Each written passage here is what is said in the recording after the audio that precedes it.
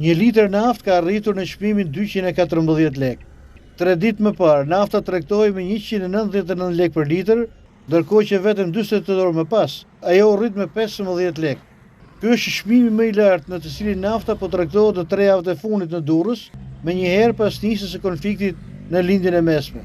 Kjo ka sjellë si pasojë edhe kufizimin e lëvizjeve të mjeteve, duke lënë thuajse të boshatisura disa rrugë të qytetit.